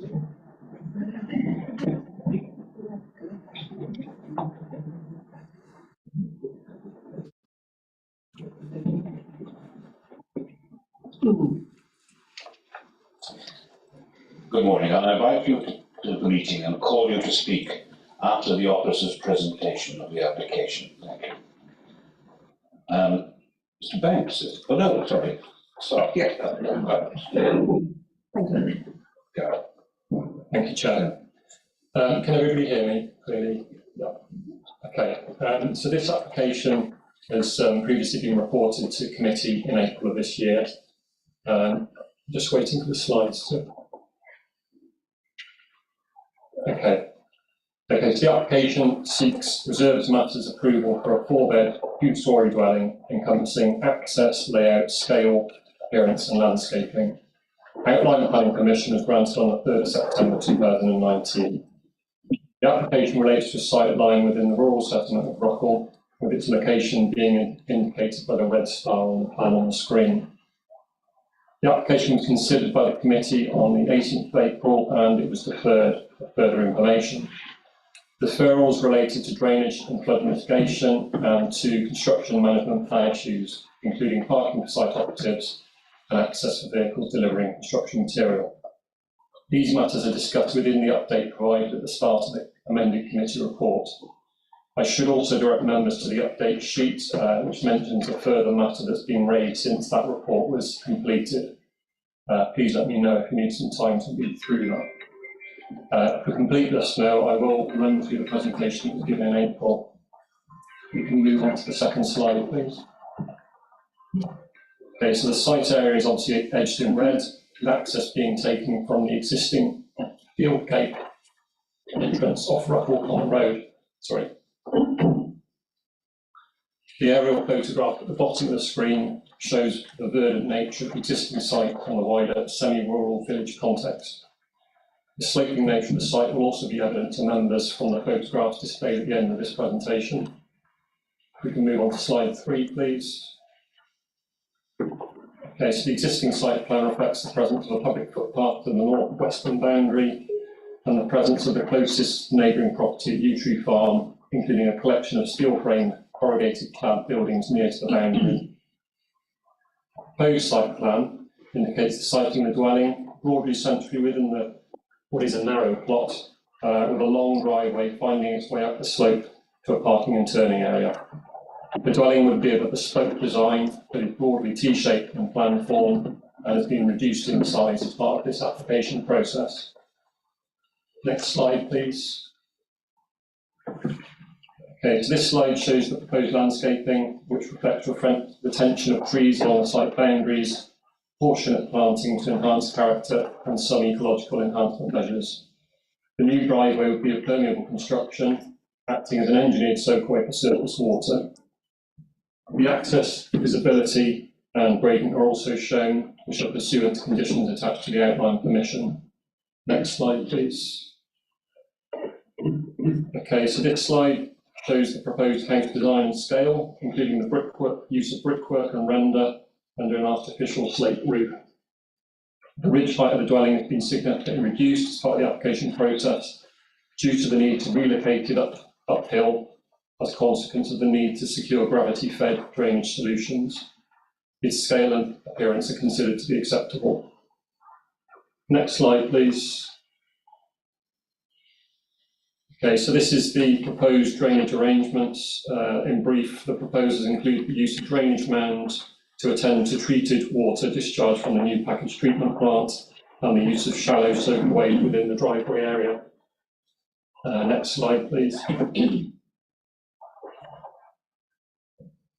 Okay, so turning to proposed levels, it can be seen from this slide that finished floor level would sit at 87.187 metres AOD, which is roughly 5 metres above the level of the lane at the bottom of the site. It would visually sit up relative to nearby houses, but it still could be acceptably accommodated in Otter's View within its natural and built context. Next slide, please. Okay, so those are the photos I promised earlier, taken when the trees were in leaf rather. The top left is looking at the site from the road. Top right is looking downhill towards the road. Bottom left is looking from a roadside gateway serving the paddock lying to the south of the site. And the bottom right is looking at a proposed access point from the adjacent entrance to the Yew Tree Farm. The Otter recommendation remains for approval subject to conditions. Reserved matters details that are under consideration all found to be acceptable, and hopefully the update to committee will satisfy those that were found to be needing further attention. Thank you, Chair. Thank you. Can I now move on to the public speakers? Can I now ask Ms. Wall, the local resident, to speak in the application? You have 3 minutes. Thank you, Mr. Chair, members of the Planning Committee.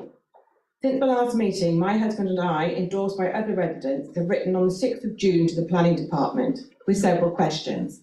After taking advice from planning experts away from this county, we requested meetings at site with the Highway Department and the Land Drainage Engineer, as we still believe the access and drainage are not workable.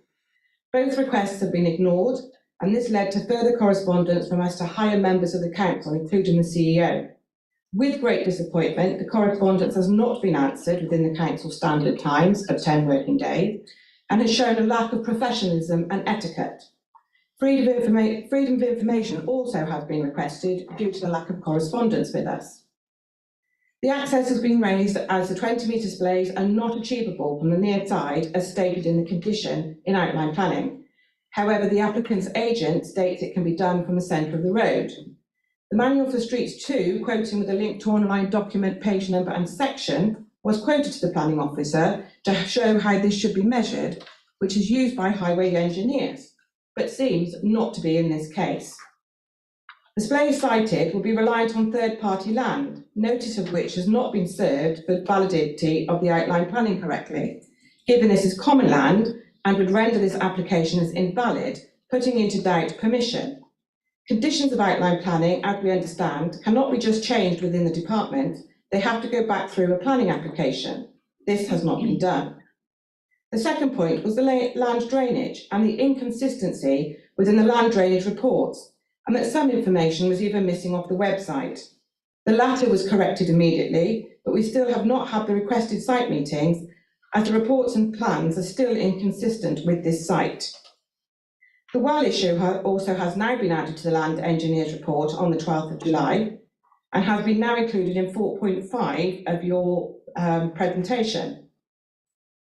And it says proposals are not strictly compliant with the binding rules, as the discharge must not be within 50 metres from a well, spring or borehole used to supply water for domestic purposes. The distance to the abstraction point should be considered. The Environment Agency have been contacted with reference to the well at Yew Tree Farm, and they say that the general binding rule 7 applies to this development due to the fact that it is less than 50 metres down gradient from the proposed drainage field. The EA also confirmed that it does not need to have the well registered with environmental health to be used for domestic use, production of domestic food, etc., only if used for drinking water. Wells like this will need to be used more in the future and should be protected. We are still working with planning and legal professionals to get some answers to these points. Thank you, Mr. Chairman. Thank you. And now I would ask Mr. Price, the applicant's agent, to speak in support of the application. You have 3 minutes. Thank you. The house has narrow proportions that reflect the shape of the site, and is also set back, such that it will be considerably less prominent from the highway than most existing properties, and it benefits from mature boundary screening that is to be retained. Through various amendments, the scale of the house has been reduced in terms of footprint and floor area. Additionally, and in response to local concerns, the height has been reduced by 1.4 metres. It is now a height akin to 1.5-story cottage or dormer bungalow. The design also focuses on minimising the carbon impact, forming a simple rectangular shape, which will aid in achieving a super-insulated, airtight structure and minimises heat loss. This will be complemented by a low-carbon heating system, solar PVs, electric vehicle charging points and rainwater harvesting. In terms of the reasons for deferral in April, Highways have confirmed no objection to the safety of the access, including the visibility, or to the construction traffic impacts of the development. The site is large, extending to over 1,600 square metres. The front garden alone is 63 metres long. This provides ample space for construction traffic, unloading, storage of materials, etc. Drainage is a planning condition item rather than a specific reserved matter for consideration under this application. Nevertheless, in response to concerns raised, we have fully considered drainage at this stage. This has included a thorough analysis of the existing site drainage conditions, including shallow and deep soakaway testing across all parts of the site. The proposed drainage solution is fully compliant with the latest building regs and council drainage policy.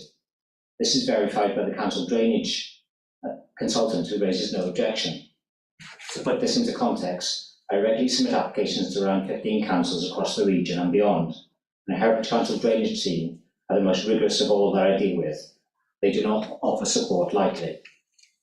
The drainage scheme is also complies with environmentally binding rules, which simply means it does not require a permit from the EA. To clarify, however, the need for a permit is not an uncommon situation for rural dwellings on private drainage, but this process follows a planning approval. Permits are rarely refused in my experience. In summary, the site is a housing allocation in the adopted NDP, and it benefits from outline planning permission for a detached 4-bedroom dwelling. There are no technical-based objections from council consultees. The applicant has also recently spoken with several local neighbours who have confirmed that now that the drainage officer raises no objection, they no longer have any concerns. We are confident that this sympathetically designed house will successfully integrate with the built and landscape context and is supported by adopted NDP and other policies. Thank you, Mr. Priest. If the public speakers could take their place back in the public gallery, please. Thank you.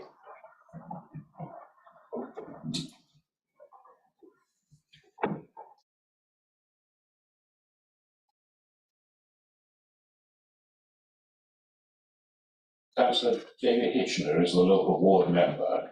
He speaks first and then has the right to speak at the end of the debate.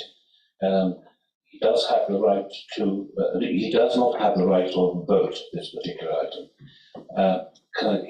He has 10 minutes. And I'm counting.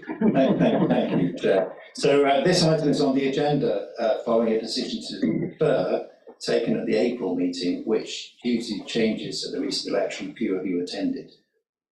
At the meeting in April, it was pointed out that the officer's report, guided by the drainage engineer, referred to a drainage channel constructed where the driveway meets the highway. This is referred to still on page 6 of the report, second paragraph. The drainage channel was not shown on any plans, and I urge the committee to defer, partly to make sure that plans which were being approved were appropriate, and the request originally was to include council which did not refer to the drainage channel. The second issue raised related to how the site was to be managed during construction.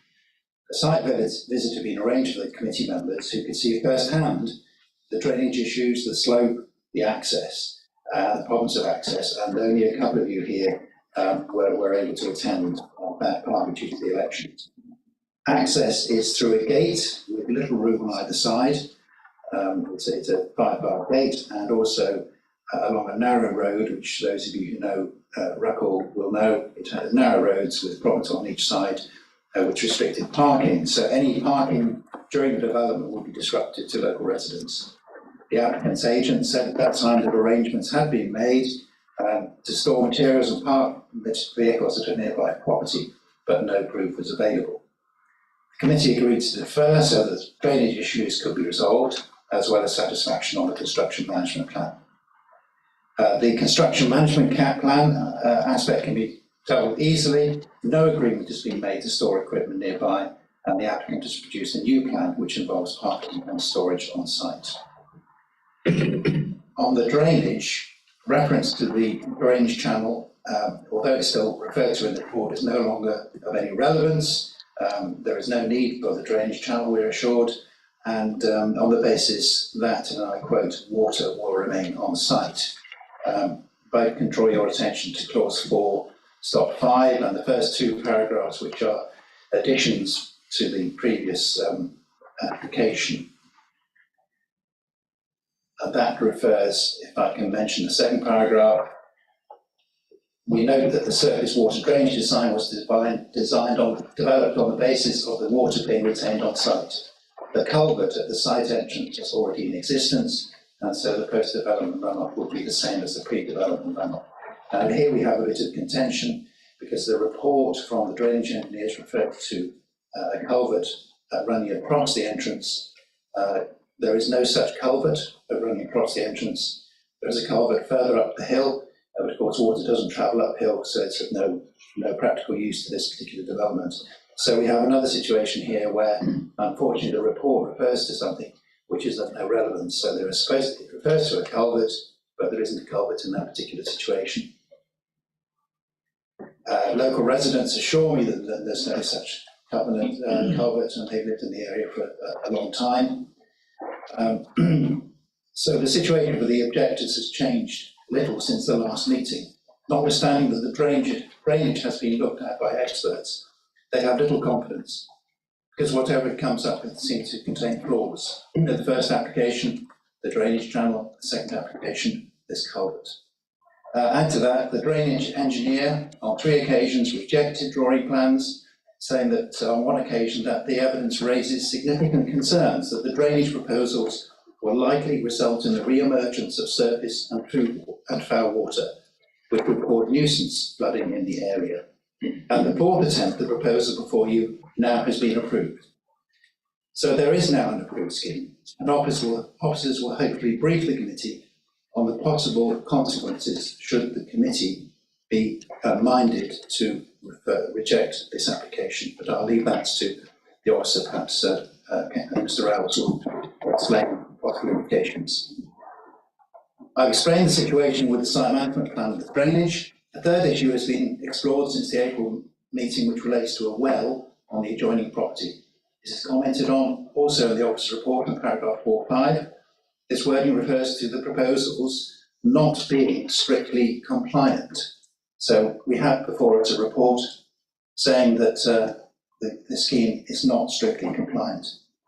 And again, a little bit of doing and throwing with the officer about this.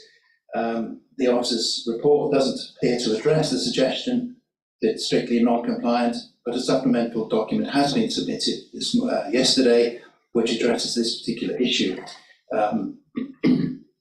Disagreeing, I think, probably with the drainage engineer by saying that the particular regulation number 7 does not apply. But even if it does, if a permission is required, one will be granted. My inquiries lead me to a different conclusion, that regulations read as follows, that the discharge must not, this is a discharge from a ground sewage system, must not be within a groundwater source protection zone 1 or within 50 metres from any well, spring or borehole that is used to supply water for domestic or food production purposes. So there is an issue over whether this particular binding rule can be complied with. I'm not sure it's fully addressed in the report, but again, I'll leave Mr. Reynolds perhaps to comment a little bit further on that. Mr. Chairman, that's my summary. Thank you. Thank you, Councillor Hitchner. Can I ask Mr. Reynolds for comments, I think you want to comment on the culvert issue? Certainly. Firstly, in relation to the culvert, Councillor Hitchner and myself were in email correspondence yesterday on this point. This morning, I have received an email from the agent, Mr. Price, showing a photo of the culvert in question. So this lies underneath the point of access to the site. So a culvert in the drainage report that was supplied by the professionals that visited the site is referred to, and it's now confirmed by a photo that myself and Mr. Banks have witnessed. I was unable to get it on the update sheet because they were already published, but I can confirm I've seen a photo from early 2021 showing a clay pipe clearly at the end of the ditch which runs along the adjoining land as you approach the site. So I don't think there can be any question that there is a culvert as evidenced by that photo. I just interject that point. So I think the point is the culvert, where does it travel under the entranceway, or does it travel immediately across the road? My understanding is that the culvert deals with land, deals with water which is on the land to the south of this site, and does not deal with anything with the water which comes off Hillcrest. Okay, well, the photo shows it running across the access, essentially that's the line, well, it's obviously underground. But I think we're getting directed here to something we don't need to worry ourselves over. Essentially, the point of the drainage conclusions reached by our engineer is that the strategy, as revised and through many revisions over the last 2 years, has arrived at the conclusion that the water generated by this development, including climate change allowance, can be dealt with on site by this engineered soakaway within the driveway area. We're not discharging a surplus or additional water. It's not our role to solve any existing problems. That's not the point of the planning system. Ultimately, if there is any existing runoff, you can't be responsible for resolving all of that. We are making sure we're not making it any worse. So I don't think we need to entertain the culvert any further, if I'm being frank. If just moving on to Councillor Hitchner's point about the consequences of overturning our technical consultee on the acceptability of the drainage solution. One thing I did mention is we have had a recent appeal decision at Orcott. Not too dissimilar issues in the sense that it did relate to sort of foul and surface water drainage, where a previous planning committee admittedly overturned OPS recommendation for approval of a single house in that location, again contrary to the technical consultee's advice. We have lost that appeal, and partial costs were awarded against the council for unreasonable behaviour. So I would stress this application is to reserve matters of access, scale, layout, appearance, and landscaping. Drainage is a conditional matter, albeit as Mr. Price said, it has been brought into the plans on this application for the purpose of showing that there is a solution. But ultimately, this is a reserved matter determination. As a planning committee, we should not be getting too involved in the minutiae, particularly in terms of this issue regarding Rule 7 of the General Binding Rules. I will set out my stance on this point for clarity. So if you look at your update sheet, essentially, the starting point really is looking at initially at where are the groundwater source protection zones defined. So Our technical consultancy has advised that the site does not lie in any of those zones, and that doesn't seem to be in dispute. But what I should stress is that these zones are marked around commercial water supplies used for drinking water or for food production. So that's the point of having these zones, so that people like ourselves can look at them and say, okay, there's a risk here from putting a new drainage solution in there. Zone 1 is the most critical because it's the inner zone. So I can categorically confirm the site does not lie in a groundwater source protection zone. Turning to the point about being within 50 metres of a private water supply for human consumption. Okay, it's accepted there is an old well at Yew Tree Farm. That's not in dispute, and I don't believe it's in dispute that it's within 50 metres of the proposed drainage round. That said, Yew Tree Farm, and I checked twice, is not registered as having a private water supply for human consumption with our environmental health team. We also know the area is served by a mains water supply, and again, and I'm sorry about this, but I have received the email from Mr. Price this morning. He's carried out a search on the property, and this reveals under Welsh Water search records that the property is served by a mains water supply. So what I'm saying to you is that this is a reserve matters determination. We're getting dragged into an environmental permit application debate, which we shouldn't be, frankly. That's for the Environment Agency to determine if they deem that an application is required in this instance. So ultimately, I deem that there's no reasonable grounds for this planning committee to refuse reserve matters approval on a planning permission that's already been granted on a general binding rule issue. And I can't be any clearer than that. Thank you, Chair. Thank you. Right, can I now invite debate? Councillor Baker. Thank you, Mr. Chairman. I think most of us here are at a disadvantage because we weren't at the original committee in April, where this was debated, probably no doubt, in full. So I've looked at the officer's report, 6.3, and it stressed that outline permission was granted for a 3 or 4 bedroom dwelling, and the principle of development cannot be revisited. So that's a given, isn't it? And it also says that they're looking for approval from us with regard to the reserve matters, and that just covers access, appearance, landscaping, layout. It doesn't make any mention, as far as I can see, of drainage. Drainage, it says again here, is a matter of local concern, but our drainage engineers have offered no objections, it would appear. So we're not drainage engineers, nor are we planning experts. I think we have to go along with the officer's report. And we hope, because I couldn't find anything in here where it says drainage was being covered by a condition. I couldn't find the condition actually in the report, but it's probably somewhere hidden. But maybe the officer could point you to that. But if there's nothing there, we just have to hope. I think hope's probably the wrong word. We will be assured that the drainage matters will be dealt with properly before any works or any spades start going into the ground at this particular location. So a bit of comment from the officer about conditions would be helpful. Thank you. Rose. Yeah, just to qualify, there are conditions on the outline permission. So there's one that requires details to be formally approved, and there's also a compliance condition in terms of the drainage for fowl, in terms of habitat regulation compliance. As long as it's covered, that's the main thing. Thank you. Right, Councillor Andrews. Well, I was at the planning site visit, so I do know the site.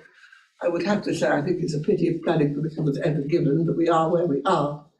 Reading the latest drainage comments in the report on February of this year with no objections, I think we accept that it's been done, and I'll move the recommendation. Is that seconded you? Councillor Thomas. Other speakers? Councillor Simon. I just wanted to say that we are dealing with planning application, we're not dealing with permitting, and some of these issues relate to permitting, and that needs to be very clear, that is Environment Agency. So I fully support what the presenting officer has said. Councillor Thomas. Just to say that Collins Developments, who are doing this, have got two sites in my ward, and both have been built in a very, very professional manner. So I would have no problem about the way that they approach this job. Right, are there any other speakers? Sorry. Paul will seconder, so Mr. Rowles, do you want to make any other comments? No, then we'll go back to the local member, Councillor Hitcher. Yes, thank you, Chair. I'm not sure that whatever I say will have much impact on why you do yourself an injustice. I do hope that the developer complies completely with the requirements, and there is obviously some concern about how the owner will be able to use their well in future, whether they can use it for growing crops and that kind of thing. And I would hope that the developer will be very careful in the way they deal with this property. It's been poured over by the design people. It's very complicated, and the site access is incredibly difficult. I can foresee some issues as we go forward, but there is a management plan. Hopefully, that will be enforced in a way which I hope it would be. Thank you, Councillor Hitcher. Now we move on to a vote on this particular item. It is being proposed and seconded. Can I ask for those in favour, please show? So it's unanimous. Thank you. Now we'll move on to the final item, which is agenda item 9, which I point out to you is a matter that has been application. Bear in mind, it has been referred to this committee because it is a staff application. Mr. Banks will make the presentation on this. The local member is Councillor Chown. She's given her apologies. Mr. Banks, what's your? I don't know if you've got any public speakers. Thank you, Chairman. Apologies for the just wait for the rest of the public to.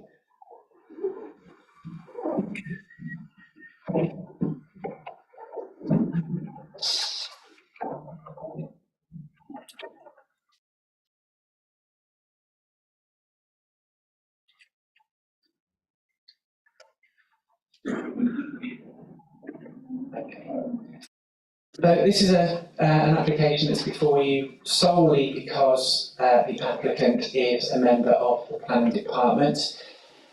It's an unusual one for you to consider because it is submitted under Class Q of the Town and Country Planning General Permitted Development Order, and it's the conversion of an agricultural building to a single dwelling. So just looking through the slides very quickly, you'll see as usual the site's updated by the red star. Thank you. The block plan at the top there, you can see a small group of buildings that comprise the applicant's property, and below it an aerial photograph that shows the site in its context. It's very rural. It's a property that lies at the end of the lane. There's no further properties beyond it, so it's right at the end of the lane. Next slide, please. Slightly more detail, you can see the farmhouse and associated agricultural buildings that lie immediately to the, as we look at that slide, the left-hand side, so the squares and rectangles that lie immediately adjacent to the farmhouse are existing agricultural buildings. They're in agricultural use and continue to be so. And the application site is outlined there in red. Next slide, please. And the same again. So, as I've said, it's an unusual one for the committee to consider this because all we are being asked to do is to consider whether or not the proposals constitute permitted development. So, as you've diligently done this morning, you've exercised planning judgments on the applications that have been before you. That's not what you've been asked to do here. As some of you will be more familiar with Class Q than others, Class Q applications are simply a request for the local planning authority to determine whether or not a proposal is permitted development. So you'll see in the report before you, I've set out in a tabulated form the criteria that we have to apply under Class Q, and then on the right-hand column, whether or not the proposal complies with those criteria. And the simple response to that is, as far as we're concerned, it does comply with those criteria. So the slide here, you can see the building as it is at the minute. So it's enclosed on 3 sides and is open fronted, corrugated sheet roof and walls, and you'll see the photos in a moment. So that's the building as it exists at the moment. Move on to the next one, please, Matt. And this is what's proposed. So the proposal will utilise the existing building as materials. Clearly there's a need to enclose the front to provide habitable watertight accommodation. And you can see the plans, they're fairly self-explanatory. Next slide.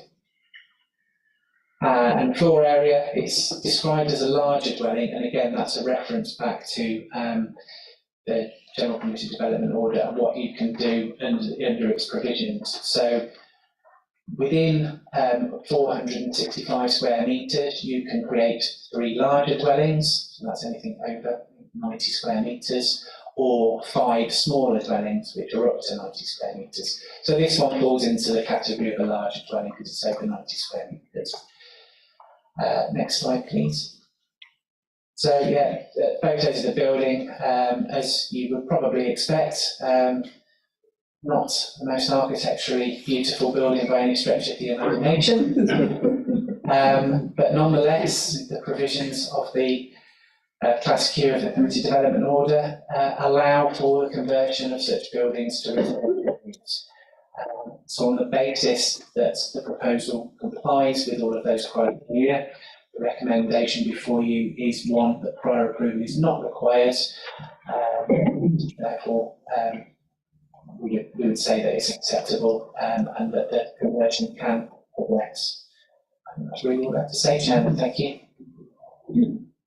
Thank you. Could I take the opportunity to have a bit of a rant about this? The Class Q provision now, I think, is an appalling provision, and really stuck with it. But it affords the opportunity for people like myself to get around planning law, basically planning. But I want to get houses built, which I can't do now, on my land. All I have to do is put up a few Dutch farms and wait a few years and then apply under the legislation to put up what I think are ugly buildings in the countryside. But we are what we are. Sorry. Right. Other speakers on this particular item. Just to be entirely in agreement with your view of this, Councillor James. Yeah. Yes. Thomas. I tend to agree with you, but it's the rule, and we can't do the planning officer. We can't sort of exclude him and his family from the rule. So I would totally support it. Okay, it has nothing to do with the applicant, it's to do with the actual. So I think I'd like to see just not very far from where I live. A council small, just turned it into a housing, small settlement. All the buildings and added buildings as well that weren't there before on that start. And we can get around building in the countryside. Councillor. In order to wind this up, I think the committee's been asked to decide whether or not this building complies with Class Q, and it does, as far as I can see. And I would recommend that we go with the officer's recommendation. Thank you. Second. The applicant isn't very tall, though, are they? That's a very big Dutch bird. Well, there we go. Right. Could I just ask, is it going to stay that sort of grey, sort of, grey, I mean, it's difficult to tell on the drawings that we've seen. Is it going to stay in that sort of grey format? I don't think that's for future. The requirements of Class Q, if the building is capable of conversion, but yes, the materials that you see are the materials. So it's going to stay in that sort of grey. It would be a corrugated sheet. Corrugated format. I can put you to any number of examples across the county. Councillor Andrews, you have the privilege of not having to deal with Class Q bearing in mind you're in the city. We don't have many barns in there, but there are any number, I'm sure your rural ward members will qualify this, any number of schemes where conversions have taken place, they are on sheet to finish. So yes, it will. I think one of the things we had in County Conservative in Cuttingstone. In Bolton, In Bolton. All. They've actually said back a load of something ivy or some sort of creeper growing over it. It's been a great success. Sure. Thank you. Now we have a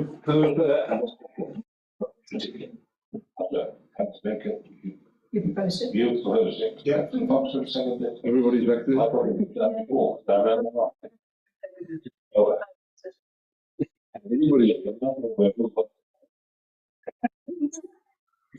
Right. Coming up, those in favour? Not with any great confusion. Unanimous again. Right. Now, conclude the meeting. Can I ask what the